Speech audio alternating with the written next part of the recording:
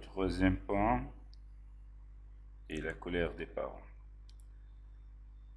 Vous ressentirez de la frustration ou de la peur à maintes reprises en vivant avec votre tout petit. Parfois, ces sentiments entraîneront de la colère.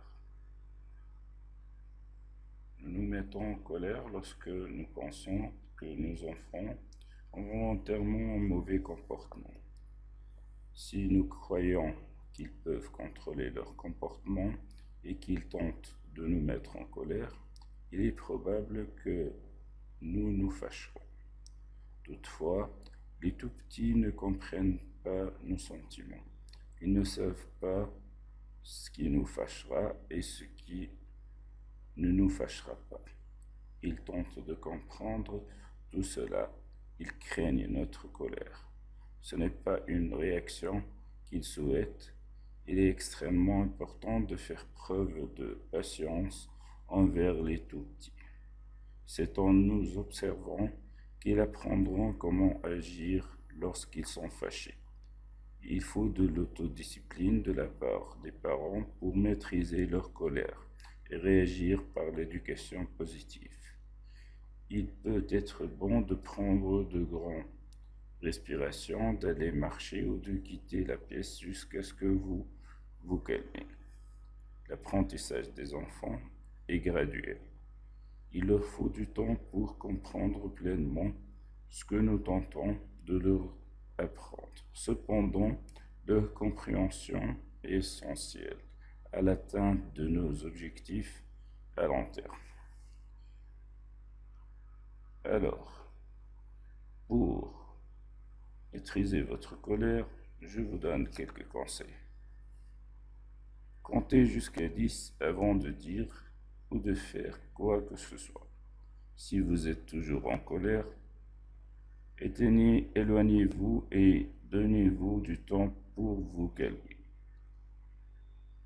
Deuxième point, laissez tomber vos épaules, respirez profondément et répétez-vous des paroles appétisantes pour calme-toi. Comme calme-toi. Mettez-vous les mains derrière le dos et dites-vous d'attendre. Ne dites rien jusqu'à ce que vous soyez calmé. Quatrième point, allez faire une promenade et réfléchissez à la situation. Pensez aux raisons qui pourraient expliquer le comportement de votre enfant. Observez la situation de son point de vue. Planifiez une réaction qui respecte son point de vue et qui explique également pourquoi vous étiez en colère. Cinquième point, allez dans un lieu tranquille et passez en revue des principes de l'éducation positive. Retournez voir votre enfant lorsque vous aurez planifié une réaction qui répond à vos objectifs à long terme.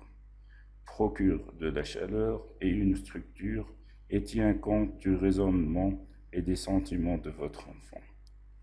Sixième point, n'oubliez pas que cette situation est une occasion d'apprendre à votre enfant à régler des conflits par la communication et la résolution des problèmes.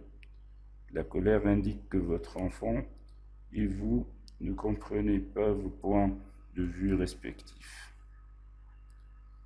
Elle vous indique que vous devez rétablir votre communication. Ne laissez pas la colère vous amener à dire des mots que vous ne voulez pas entendre, à désigner votre enfant, à crier contre lui ou à le frapper. N'essayez pas de vous venger ou de ne lui garder pas rancune. N'oubliez pas que nos apprentissages les plus importants surviennent dans les situations les plus difficiles. Saisissez toutes les occasions d'être un bon modèle pour votre enfant. Merci pour votre attention.